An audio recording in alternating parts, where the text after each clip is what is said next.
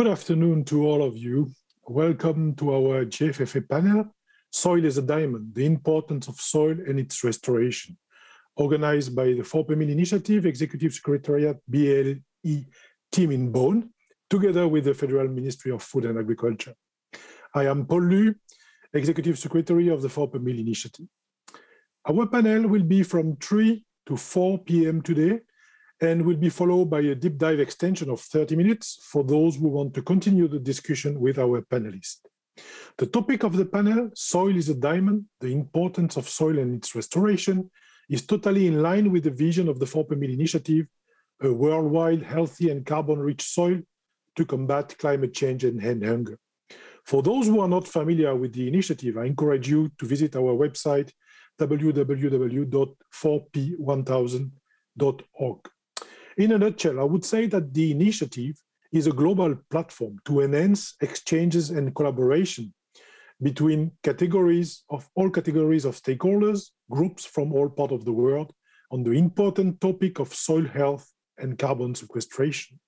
The ambition of the initiative is to encourage stakeholders to transition towards a productive, highly resilient agriculture based on the appropriate management of land and soils, such as agroecology, creating jobs and incomes, hence ensuring sustainable development.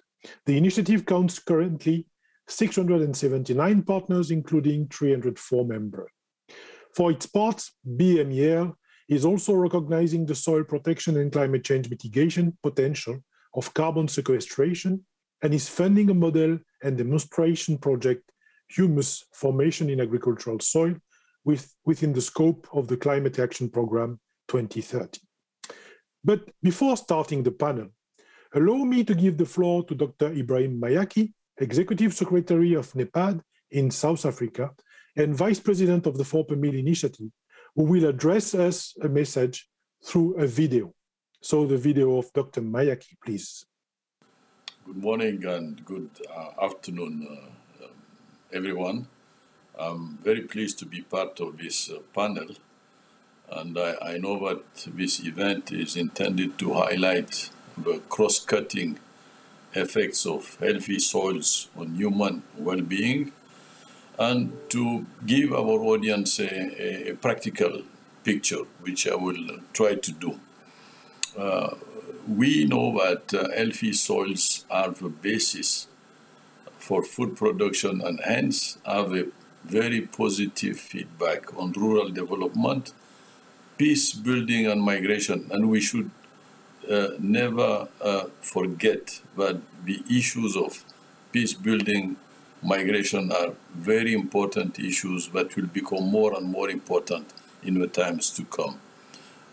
Healthy soils provide several ecosystem services besides the provisioning services like water storage, carbon sequestration, water clearance, biodiversity hotspot.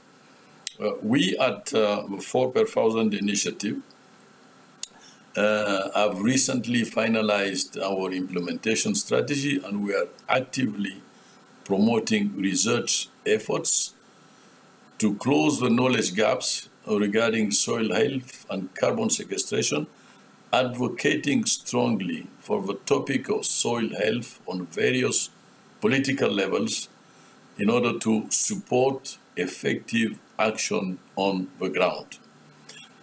Since several years, agriculture and forestry are seen as a large part of the solution to fight climate change and biodiversity erosion, more specifically through agroecology. It is in that context that soil health through the carbon sequestration capacity is key and should be placed at the center of all our actions.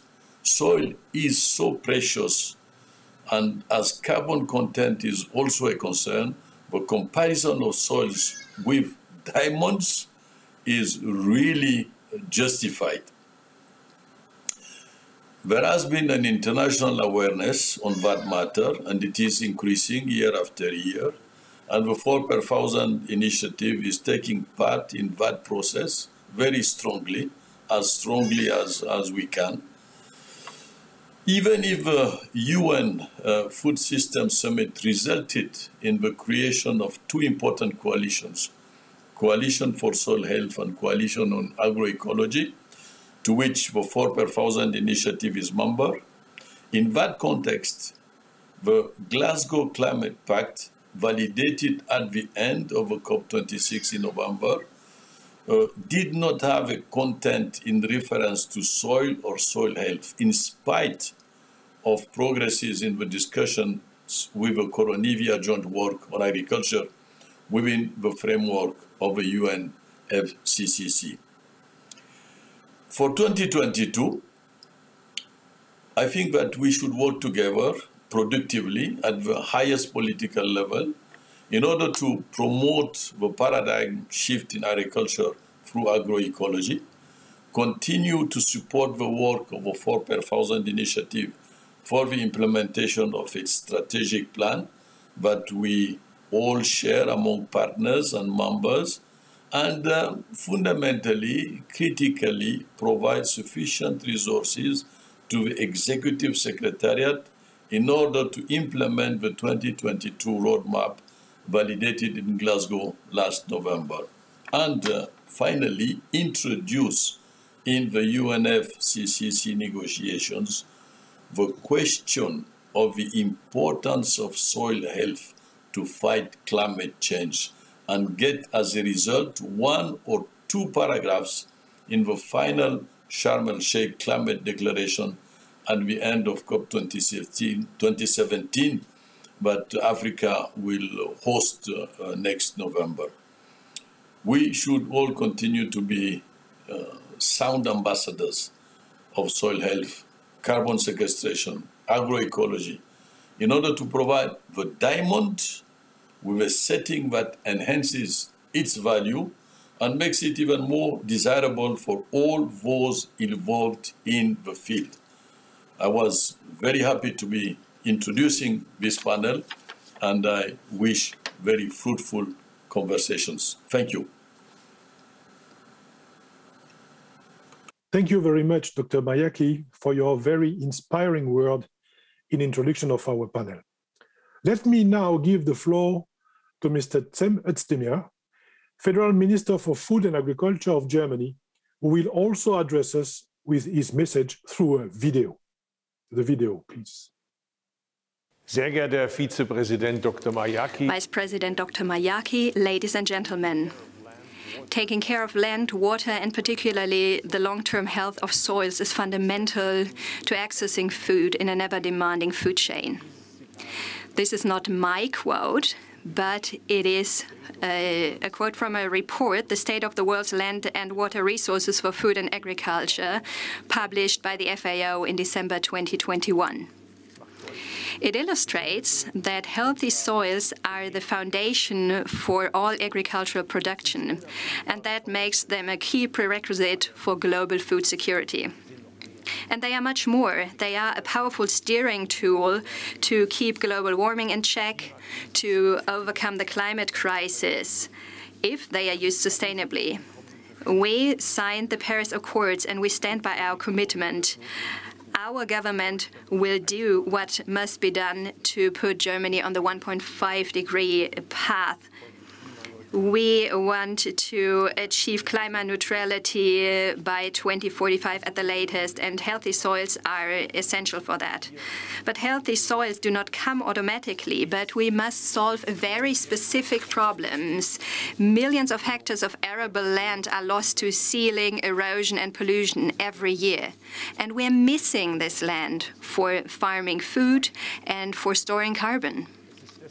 It is therefore an important signal that this year's 14th Global Forum for Food and Agriculture is focusing on sustainable soil management.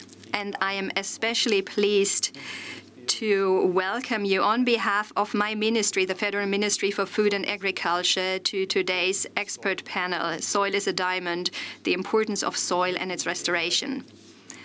I would also like to use this opportunity to thank you, our friends from the 4 per 1,000 initiative, for the promotion of restorative approaches in agriculture. And I am proud that you are co-hosting this panel discussion with my ministry today, because we intend to focus much more on the protection and the climate impact of our soils in the future. In Germany, we finally want to drastically reduce the loss of unsealed and arable land. And a first step, below 30 hectares per day before 2030. Because our soils are finite. That makes them so valuable, like a diamond. They are complex ecosystems which host an incredible diversity of macro and microorganisms. They also act as a water storage. And if managed properly, soils can store carbon in the form of humus and therefore contribute to climate change mitigation. And this is why it is key for sustainable agriculture to preserve our soils and their fertility in the long run. Because only soils that are healthy, that are rich in humus and carbon, can really fulfill their diverse ecologic potential. It is therefore our responsibility to restore soil health, to use it and to preserve it, all the while taking local economic and ecological conditions into account, of course. There are many approaches that show that soil preserving and restorative agriculture is possible, and some of them will be presented today. My ministry is already making its contribution to implement the vision of the 4 per 1,000 initiative, Healthy Soils, at the national level.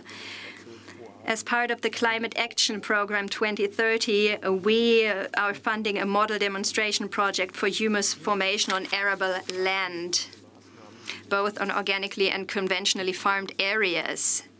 The goal is to establish and demonstrate site-adapted measures at the farms. And it is important to have close scientific monitoring here. We have to really prove the effects to then test options for further development. The participating farmers are to come up with option for action together with researchers, but these must be embedded into a greater strategy at the European and international level, and this is why we commit to the Green Deal and to the Commission's Farm to Fork strategy. Vice President Mr. Mayaki, I would like to thank you for your year-long commitment to the 4 per 1,000 initiative. And please give my warm regards to the active President, Mr. Stéphane Le Foll, and the new Vice President, Gabrielle Bastien from Canada. I'm especially pleased that she is willing to assume the presidency of the initiative starting next year. I would like to assure you, as a representative of the 4 per 1,000 initiative, of our ongoing support. We are proud to be part of this important initiative, because we know that we can only overcome global challenges if we act together on a global scale. I wish you, all the panel participants, an interesting exchange, and I hope that you will receive much inspiring and useful information for your work. Thank you very much. Thank you very much, Mr. Minister, for this introductive and encouraging speech. Before starting our panel, it seems important for us to listen to farmers of the world and to illustrate the panel with a concrete program. Let's start by listening some voices and impression of the 4 per 1,000 members on the ground. So please, the video from the 4 per 1,000.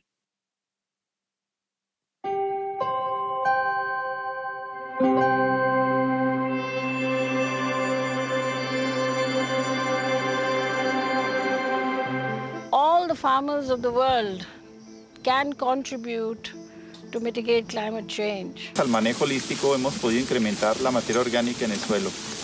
Cada punto porcentual de materia orgánica nos permite retener 250,000 litros adicionales de agua. Livestock are a great part of our lives. They are actually needed on the ground. Their hooves, their dung, and their urine do not only impact the soil, they impact the grasses, they impact our crops. So for us, livestock and land cannot be separated. This is the farm that we've been running the soil piece system on. The Soil Care Renovator is a unique pasture cropping machine that I invented, which allows both productivity and healthy soils. That's the nodulation on the P system there, right through that aggregated soil. This photo shows two soil cores. The top core has had 5 years under the soil key system and the bottom core has not. The soil key system achieves this in a way that is scalable to mainstream agriculture worldwide. Ici, à la ferme du Bec-et-Loing, la vitesse d'enrichissement de la terre de nos jardins était jusqu'à 26 fois au-delà de l'objectif des 4 pour 1000. Nos buts de culture là, produisent en moyenne 55 € de légumes du mètre carré. 55 € de légumes du mètre carré. सरकारको यो सुविधा चाहिँ जो कि यहाँ climate के यहाँ पहुँच चाहिए जो यहाँ क्लाइमेट के सही करो कंपोस्ट बने कंपोस्ट के खेतों में खेते वो जरा सही फसल होने रहे. We know how to sequester carbon deep into soil. Herbicides and pesticides used broadly around, and a lot of them are killing the soil biology that we need. We want the worms to poop fertility in our soils to create more organic matter, to sequester more carbon, pull CO2 out of the atmosphere and store it in the soil. A la iniciativa de 4 por 1000, pero para hacerlo realidad pusimos en blanco y negro el programa de atención a cambio climático, reforestación, regeneración de suelo, agua y empleo temporal. Pusimos como punta de lanza.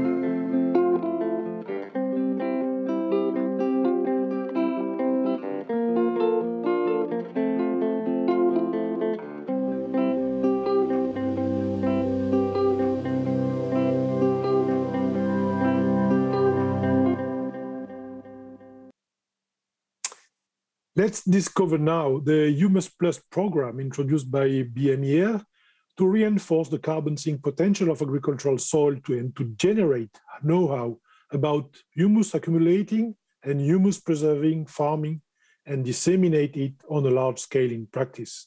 So let's launch the slidecast now.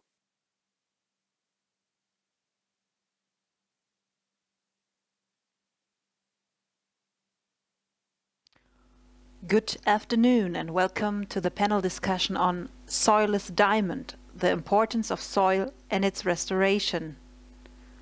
We would like to introduce to you the model project Humus Accumulation in Arable Soils, in short, Humus Plus. The German Climate Change Act aims to create negative emissions of up to 40 million tons CO2 equivalents per year in the land use change and forestry sector by 2045. To achieve this goal, the Federal Ministry of Food and Agriculture has developed a package of measures that also aims to reduce agricultural greenhouse gas emissions. One of the climate actions is the promotion of carbon sequestration capacities in the agricultural and forestry sectors, especially the preservation and formation of humus on arable land. In order to promote the preservation and formation of humus on arable land, the model project Humus Accumulation in Arable Soils, in short, Humus Plus, was initiated. The aims of Humus Plus are to establish an operating network for the implementation and demonstration of measures to maintain and accumulate humus. Participating farms will test individual measures that go beyond the usual practices and make a contribution to climate change mitigation. Furthermore, the project aims to inspire agricultural entrepreneurs for the topic of humus accumulation by exchanging information on the effectiveness of the measures and possible adaptation options. Moreover, the knowledge gained in the network should be disseminated in agricultural practice and the broader public. To fulfill the above-mentioned aims, it will be necessary to evaluate the ecological as well as the economic effectiveness of the measures. The project will receive a total of over 20 million euros over a period of 6 years. The project is being coordinated by the German Farmers Association and the Bund Ökologische Lebensmittelwirtschaft, whereas the Johann Heinrich von Thun Institute is responsible for the scientific steering of the project.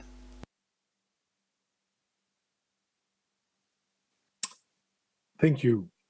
With all those introductive speeches, message from farmers and presentation in mind, I would like to welcome our panelists.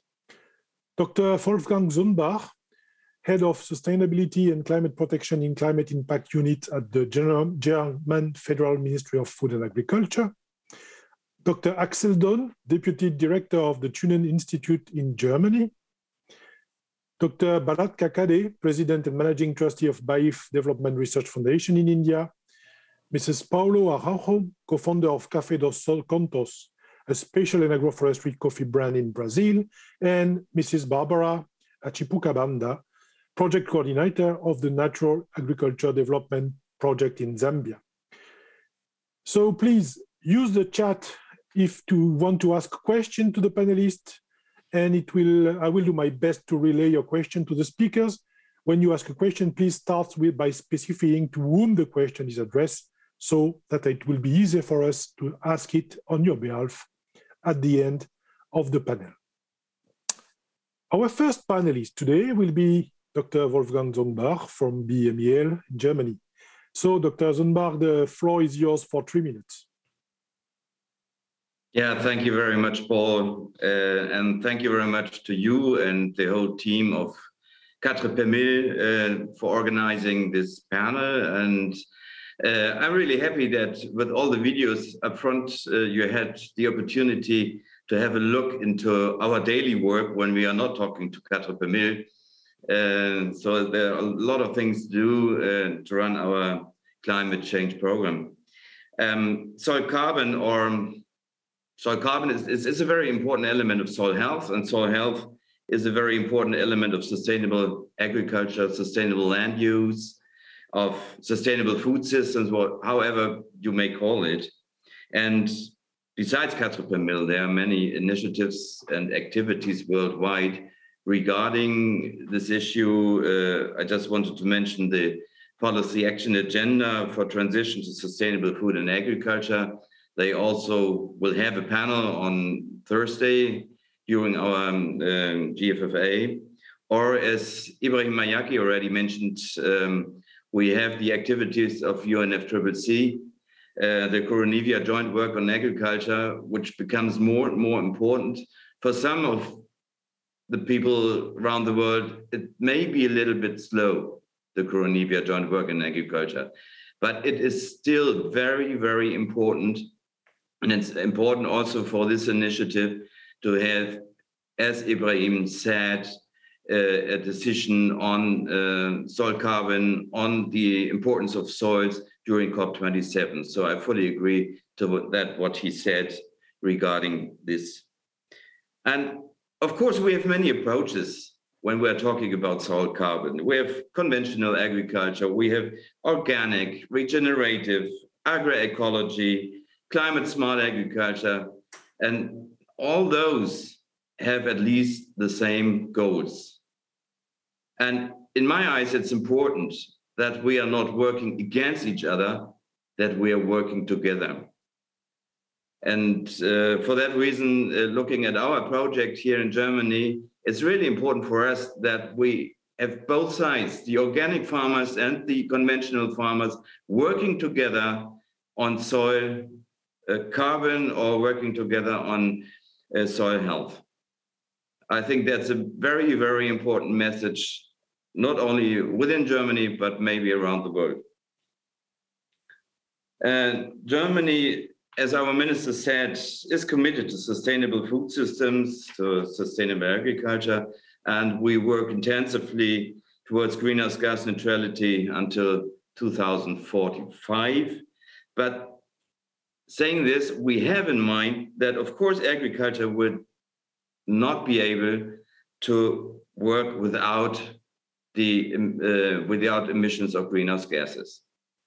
And we need possibilities for carbon sequestration. Maybe not only the soils, also in forests, but the whole LULUCF sector will be more and more important if we look into the future.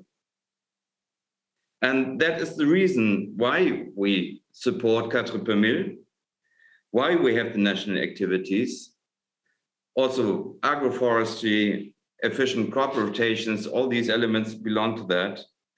And we also, that hasn't been mentioned so far, need good accounting systems, inventories, that we can prove what we have done.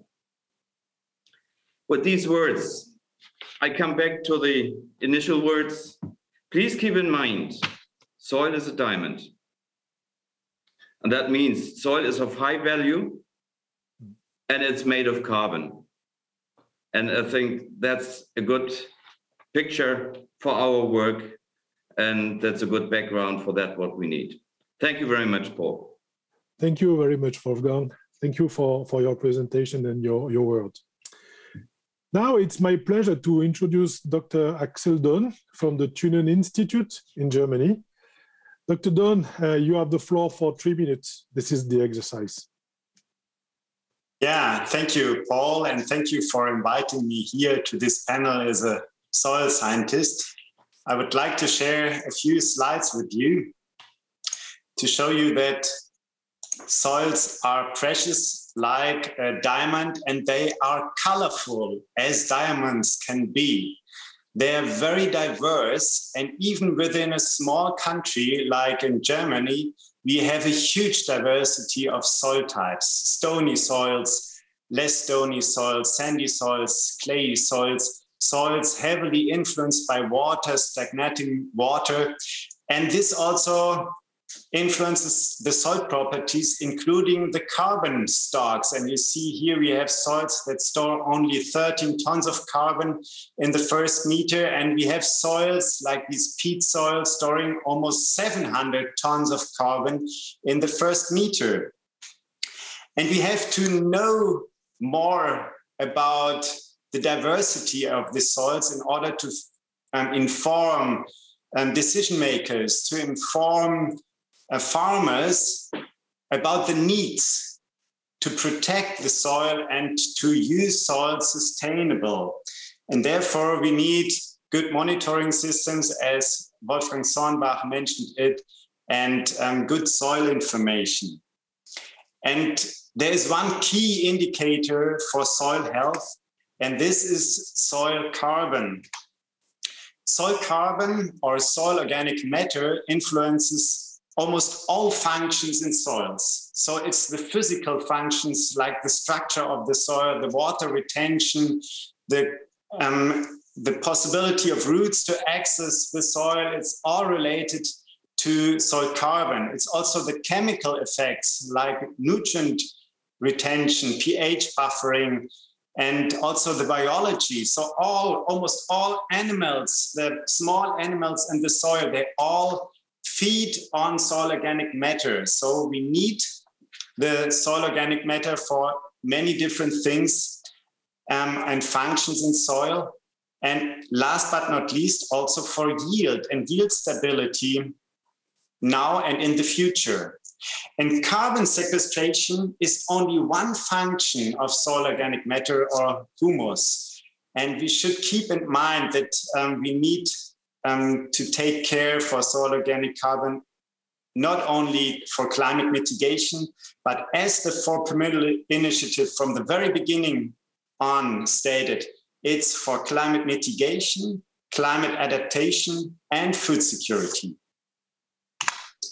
And I will give you one example how to improve the soils and how to make them more sustainable. And a sustainable use of soils can be achieved with reduced tillage or no tillage. And we can really enhance many soil functions and protect the soil, for example, from erosion. Erosion is such a high risk to sustainable production and use of soils. And with less tillage, we can reduce erosion rates. We also enhance soil fauna. Earthworms are much more abundant in soils that are not tilled regularly. The water infiltration. Sorry, Axel, can you accelerate a little bit? Time is over. Yes, I finish. And but I want to point out that some effects are maybe minor and not so long. And this is the soil organic carbon stock. This is not really influenced to a large extent with reduced tillage. And we also don't know what happens to the N2O emissions, the greenhouse gas emissions. So we have to balance these measures, and we have to keep in mind that we want to have lots of synergies and with these different functions that can be achieved with no tillage, but maybe not for climate mitigation in this case. So I'm looking forward to work with the farmers in the Hummus network that we just started. And yeah, thank you for your attention. Thank you very much, Axel, for your speech and this presentation. So now, please welcome Dr. Bharat Kakade from BAIF Development Research Foundation in India. Dr. Kakade, the floor is yours for 3 minutes also. Thank you, Paul, and thank you all the panelists and audience. Very impressive presentation so far on soil humus particularly. Let me very briefly share about what BAIF in India is doing and the issue, the scale of issue, and how we are addressing it. So BAIF, as was mentioned, is professionally managed NGO governed by Gandhian values, which was established in 1967. So in India, the soils traditionally have low nitrogen and phosphorus content. As per the estimations in 1920 by Government of India's survey, about 55% of our country's soil are deficient in nitrogen, 42% in phosphorus, and 40% in organic carbon. This also means there is huge opportunity and potential in India for soil carbon sequestration, which is as huge as 39 to 49 teragram carbon per year. This is estimation by Professor Lal in 2021. The core programs with which BAIF has been able to address the issue of soil carbon with many other co-benefits is one of the major program is livestock productivity and genetic improvement, covering an animal population of about 2 million every year, covering 80,000 villages in India. In addition to this contribution of efficient livestock management, the dung management for soil enrichment is also undertaken. Another important aspect, and that is also a very important issue to be addressed in India, is conservation of soils, degraded lands, and also the water conservation and water efficient management. We have been covering almost 83,000 hectares, which is degraded area, covering almost 0.21 million families in more than 6,000 villages. Third important program with which we are addressing both soil carbon and other co-benefit is the agro-hortiforestry approach for managing degraded lands and also helping tribal people to manage their livelihoods, and with which we are able to sequester almost about 84.67 tons of carbon every year, CO2 particularly. And this also gives benefits to more than 0.2 million families in these areas and 80,000 hectares of land. So this is the scale at which we have been working on soil carbon management. And I'm happy to share that in partnership with GIZ and KFW, we have been reaching out to almost more than 0.4 million households in India in partnership with GIZ and NABARD, the National Bank for Agriculture and Rural Development, in this program. It has multiple benefits, including livelihood, soil fertility management, climate resilience, improved vegetation and biodiversity. And this has been done in partnership with several organizations like ICAR, Government of India, INRA in France, and CGIAR institutes in India, in globally which are present, and many other state and global institutions. We are proud to partner with 4 per 1000 initiative as well. Thank you very much. Thank you very much, Bharat. Thank you. So we have the pleasure now to welcome Mr. Paulo Araujo from Café do Sonto in Brazil. So Paulo, you have the floor for 3 minutes. Okay, thank you very much. Thank you very much, Paul. It's a pleasure to be here. Thank you for the opportunity. Well, my name is Paulo. I'm speaking from Brazil.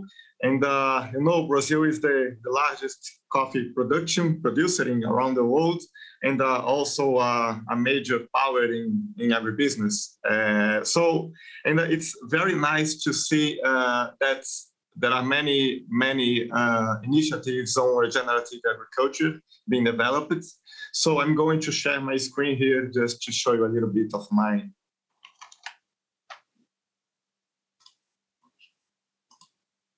This is my brand. It's called Café dos Pontos, and actually me and my business partner, Mariana, in the picture, we founded that in 2018.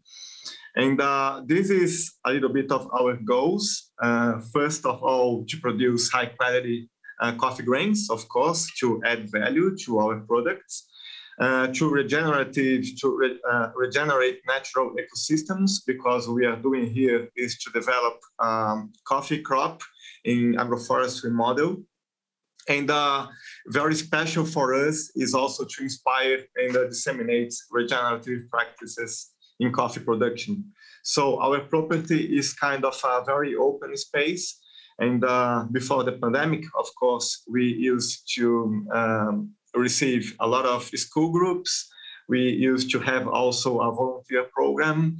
And so the idea is to share our learnings in this regenerative model, okay?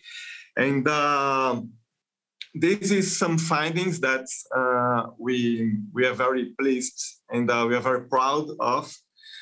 This is the state of soil that we have nowadays in our agroforestry fields. And we implemented this on a very old and degraded pasture area. And so it was the very poor soil in the beginning, 3 years ago. It was in terrible conditions, very poor in organic matter and everything. And in 3 years' time, we saw a completely different soil. So we can see that, of course, you can smell it. We can sense the soil, the living soil, but also we have been doing a lot of research and analysis on this soil to see what is the indicators of regeneration that we see. So what we can say now, among other indicators, is that our soil is as good as a forest soil, and so it went from the worst, a very dust soil to a better soil, and the best soil that we can see. And it's very similar to a forest soil, okay? And in 3 years' time, so it's very, it's impressive how fast the nature can be in regeneration. And we can see here in Mariana's hands, the soil, the difference between it. And we are very proud of we have a partnership with Federal University in Brazil. And we are actually studying many aspects of regeneration. So the carbon sequestration, the water infiltration, the capacity of water infiltration. So we are carrying out a lot of research. in this field of soil. And what we see is that the biodiversity and the abundance of life. Can you come to a conclusion, Paulo? We are over the time. Okay. So just to say that it's impressive how fast we can see the regeneration going on. And of course, there are many challenges and opportunities. We don't do that alone. We need funding, we need capital, we need partnership, and we need technical support as well. And this is some of the challenges that we need and that we face. Thank you, Paulo. Thank you very much. Thank you very much. So now, last but not least, it's my pleasure to introduce Mrs. Barbara Chipokabanda from the Natural Agriculture Development Program in Zambia. So, Mrs. Banda, the floor is yours for the same time than the other panelists. Thank you. Hi, good afternoon. Thank you for having me be part of this session. I guess my name is Barbara Chipokabanda. I'm the project coordinator for the Natural Agriculture Development Program Zambia. My presentation, and as brief as it's going to be, focuses on how soil as a diamond can restore livelihoods, restore communities, and also restore forgotten indigenous traditional practices and cultures. So our project demonstrates the effectiveness of ecological agriculture and sustainable land management in improving the livelihoods of small-scale farmers and protecting the local ecosystems. Our beneficiaries received in-depth training on natural agricultural approaches. And this project is a result of a partnership created in 2004 between the Mbabala Women Farmers Cooperative Union and an organization in Japan called Shume International. The project itself focuses on farming techniques such as the cultivation of native crop varieties and seed saving with traditional ecological knowledge. The newly acquired skills are shared with wider women farmers cooperatives in Mbabala as part of the train the trainer approach. As a result, women farmers are able to reduce their expenditure of costly agrochemical inputs and increase their farm resilience to floods and droughts. In its current phase, the project benefits the cooperatives and 3,000 members in Mbabala and an additional 2,000 farmers in surrounding districts. Overall, the project serves as a cost-effective ecological farming model for cooperatives and has grown into a comprehensive program, both in terms of beneficiaries and participating communities, as well as program activities and objectives. Across the country, deforestation is increasingly problematic due to uncontrolled bushfires and human activities, such as mining and agroecological cultivation.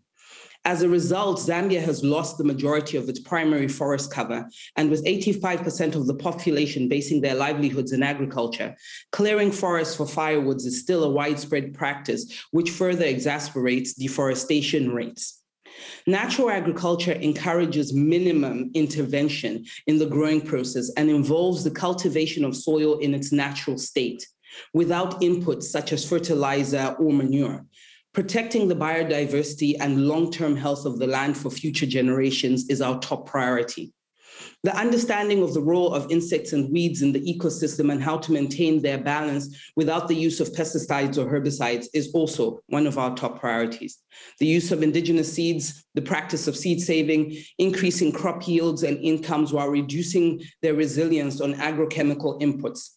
And last but not least, honoring the traditional culture of the local region and respecting nature. Our project focuses on not only creating networks and partnerships across the seas and across countries within Africa, but it also focuses on bringing back our indigenous agricultural practices. It focuses on putting a face to the actual climate crisis today. It focuses on the fact that small-scale farmers, even if they're not in the conference rooms of the COP50, of the COP15, of the COP21, or even of the current forum we're in 4 per 1,000, that there are thousands and millions of faces that need to be represented, and their role is integral and is a major part. And our partnership with Shume International and the focus of natural agriculture has definitely brought that forward and brought it to the table. And we're honored to be part of this forum to actually make that a point and present that to the to everybody watching. So I think that's my 3 minutes up. I hope I kept the time. Thank you so much. We look forward to the deep dive. Thank you very much, Madam. That was just perfect. Thank you. So, ladies and gentlemen, we are now at a limited period of time to have a discussion with our panelists. I would like to recall you that after the panel, our panelists will be available for a deep dive. I encourage you to join the deep dive after the panel to continue discussing and ask questions. So I will have some questions. I will try at least one question to each of you. Dr. Dunbar, according to you, what can be done at the policy level to support the farmers during the transition period? This is a very important period and critical. What can we do, and what could you propose at the level of the ministry in Germany? I think you can do many things. You can support with money, you can support with research and advice and all these kind of things everybody knows. But at least a farmer has to survive. A farmer has to make his money with the soil, with his fields, and with the yield he has every year. And for that reason, I think a business model like the European Commission suggested on carbon farming could be one of the political solutions for soil sequestration, for carbon soil sequestration, and for helping the climate, and at the same time, helping the farmers to make the money. So we're looking forward for the proposals or to the proposals from the European Commission on a legislative initiative on carbon farming. It's not easy. It has to be reliable. And that could be one way. It's not everything, but it could be one way to help in this context. Okay, thank you very much. Mr. Axel Dunn, we have seen that you proposed the non-tillage as a possibility to improve the soil health and the soil organic carbon content. Which measure, in top of that, would you feel are the most promising to foster humus accumulation and soil health in agricultural soil in Central Europe? Yeah, soil organic matter or humus is all derived from plant material, from plant biomass, from roots, from stubble, from above ground biomass that is left in the field to become soil organic matter. And therefore we need more biomass. And therefore, we need more synthesis to produce biomass. And the worst thing is really a bare soil. If there's no vegetation cover on the soil, the sunlight cannot be transformed into biomass and into humus. So we should really take care that the soil is always covered. Permanent vegetation with cover crops permanent vegetation is a key to foster soil organic matter accumulation. Okay, thank you. And another measure on top of that, or it's only those two? On top of this, we have to look more carefully to the roots, because the roots are much more effective in building soil organic matter than the above ground biomass. So if we would have more roots in our agriculture systems, we could enhance soil organic matter. But unfortunately, we don't know much about how much roots are our current crop types are producing and what was the effect of decades of breeding on the root biomass. But I think we should focus more on the roots and have them as a key, not only to make crop production more sustainable under a changing climate, but also to enhance soil organic matter. Thank you very much, Dr. Dunn. Dr. Bharat Kakade, the situation in India is very active, we have well as you. According to you, what is the need to overcome the obstacle will remain for the adoption of soil restoration practices in rural India? Yeah, thanks, Paul, for this question. There are two ways to really address and overcome these hurdles. One is that I think there is already a good mapping or understanding of the region-specific soil health or soil carbon deficiency. Based on this, there can be a program at the policy level, at the central level, and with which the farmers can be incentivized to undertake the soil health management or soil carbon sequestration practices in their agriculture.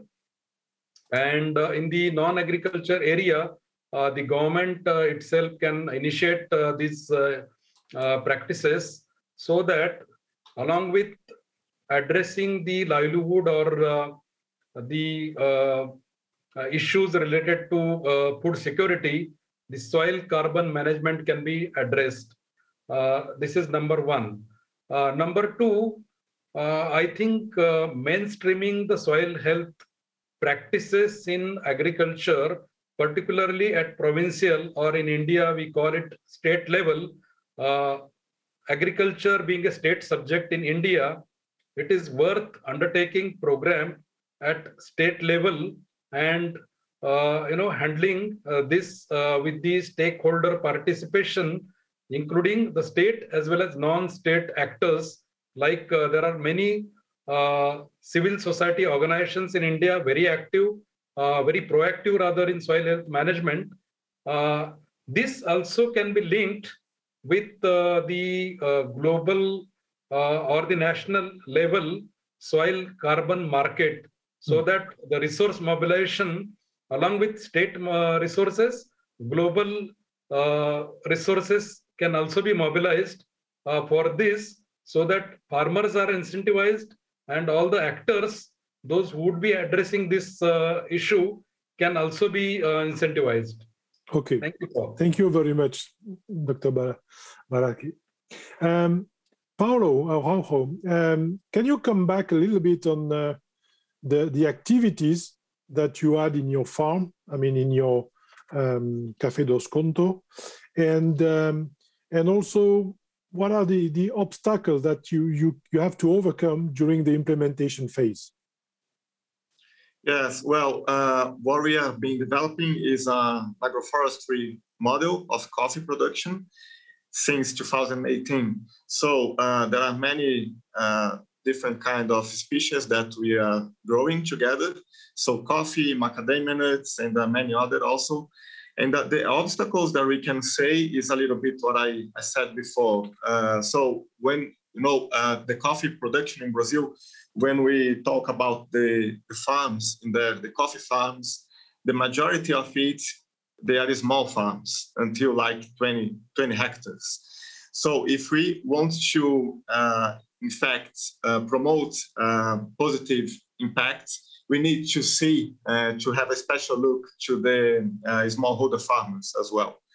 And the obstacles is a little bit what I said before. So we need technical support, we need funding, and we need partnerships to develop this. And this is in fact not a special challenge, but it's something that is important for us to address. I would say that. How is the education period? I mean, do you have some peer-to-peer lesson, or did you bring some professor or some scientist? How it works on the educational part? Yeah, no, we team up with many partners. We are together with the Federal University in Brazil, so it's very important for us to be very close to the scientific community, to see on the ground what is the results on regeneration that we are having in terms of carbon sequestration, in terms of soil biodiversity, and the many other indicators. So it is important to have the practice on the field, and it's very important also to have scientists and the researchers together in these projects. Thank you very much. Mrs. Chipokabanda, how do you promote the concept of natural agriculture in your community and beyond?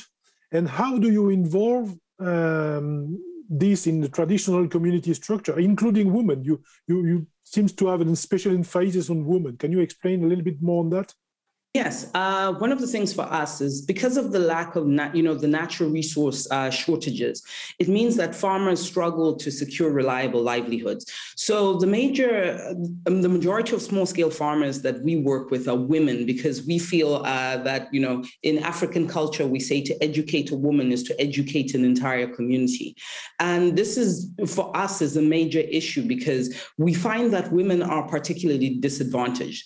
Women lack basic access to land titles, financial support and knowledge, and they are the primary labor force in the fields and the household. Women farmers are burdened by the high cost of seed, fertilizers, and pesticides, while additionally being in charge of family duties, collecting water, and selling their produce at the market. So they play an integral role in, their individual families, but also they play a major role in the development process of, the farming industry, as well as the communities, especially them being the labor force of the farming environment. Now, the reason why we've primarily said to ourselves women are a key is because you see their influence even in traditional structures. And one of the things we look at when we look at traditional structures themselves is looking at local leaders, the chiefs, the headmen. They play an integral role in actually developing not only their communities, but countries as a whole when it comes to countries like Zambia. So their participation in helping them learn about natural agriculture, promoting natural agriculture, not as an independent farming practice, but a similarity or actually a reintroduction of their local indigenous agricultural practices when they were younger, has made it easier for local leaders, especially the chiefs, to be able to understand that natural agriculture isn't just something that has come from Shumei in Japan. It is actually an agricultural practice that existed before we made commercial agriculture the key and the materialistic agricultural race that everybody makes it today. So, the key first was to sever the dependency or the mindset around the dependency of fertilizers and hybrid seeds, and looking at commercial agriculture as only being able to be done if you had the money, or if you're a commercial farmer who can afford fertilizers and hybrid seeds. So including local traditional leaders has helped in expanding that knowledge and scaling up that knowledge about natural agriculture, and then promoting it to other rural communities to say that, hey, we're not teaching you anything new. What we are doing is just reintroducing your traditional form of agriculture as a key way for you to survive, for you to be able to improve your livelihoods. Thank you very much. It's clear. And diamond is also part of the ground in Southern Africa. So it just matched with also the soil organic carbon and the richness. Yeah. So thank you very much to all of you for this time. So it's time to close, I think, our panel. It's always frustrating when time gets short and that we could have spent hours with our panelists on that important question. Before closing, I would like to emphasize the importance of the topic of that panel. I mean, the importance of soil and its restoration, because soil is really a diamond. Emphasize also the need for change in agricultural practices, as Barbara just said, through agroecology in the large sense, without forgetting the necessity to continue to support the 4 per Mil initiative for the future. We hope so. I would like to thank the GFFA organizer for accepting the panel, all the panelists for their valuable presentation and speeches, and all participants. A special thanks to Federal Minister Mr. Tsemho Temir and to Dr. Wolfgang Dunbar. Also, a very special thanks to Mrs. Julia Clem, Mrs. Claudia Chep, and Mr. Samuel Lotnad for the organization of that session in my team. For those who can, please follow us to the deep dive and choose the panelists you want to discuss with directly. For the other, have a good day to all of you. Thank you again for your participation. Take care of yourself, your loved one, and the health of our soil. Bye-bye. Thank you, Paul.